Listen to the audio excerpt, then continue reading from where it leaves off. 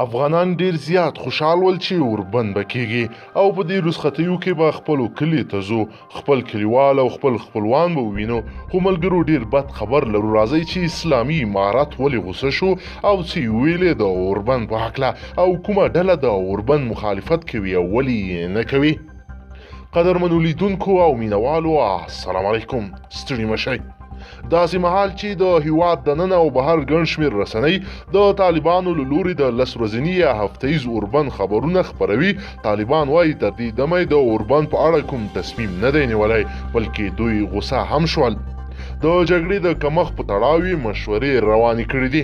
د طالبانو له رسمي ادرس څخه په همدې تړاو خپره شوې خبرپاڼه کې ځینې رسنۍ تورنې شوي چې د اوربند او په همدې تړاو د طالب مشرانو ترمنځ د اختلاف بې اساسه راپورونه نشوي، خو د دوی په خبره ولس باید په دې ډول افواهاتو باور ونه کړي. خبرپاڼه وړاندې لیکي واقعیت دا دی چې اسلامي امارت د اوربند کوم تصمیم نه لري. امریکایانو د جګړې د هجوم او د عملیاتو د کمښت غوښتنه کړې ده چې د اسلامي امارت په جهت کې به په همدې مشخصه مسلم مشورې روانې دي. د خبرپاڼې په بنسټ د طالبانو په صف کې د اوربند په تړاو هیڅ اختلاف نشته او نه هم په دې تړاو مشرتابه وروستۍ پریکړه کړې ده. د طالبانو په خبره ځینې استخباراتي کړۍ غواړي د رسنیو په مټ د سولې پروسه سبوتاژ کړي.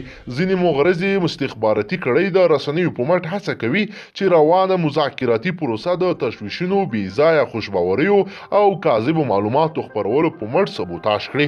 اسلامي امارت به په سیاسي او نظامي دواړو برخو کې د اسلامي شریعت په رڼا کې د هیواد د اولیاءو ګټې او جهادي ارمانونو د تحقیق په نظر کې نیولو سره لازم او مناسب ګامونه پورته کوي.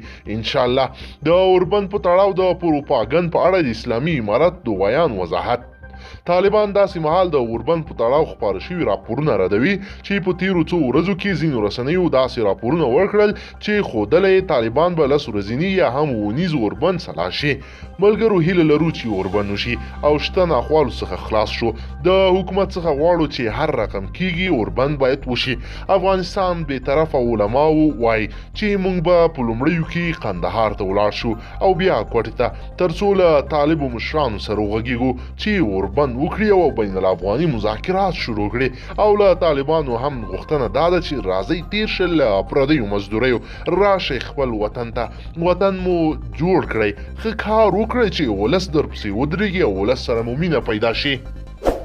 قدرمنو لیدونکو، که چیرې غواړئ چې ورته تازه او مهمو پیښو څخه ځان ډیر په لنډو کې خبر کړئ، زموږ چینل د سره ضرور سبسکرایب کړئ او ویډیو د سره حتما لایک کړئ. مننه له توجه نه مو.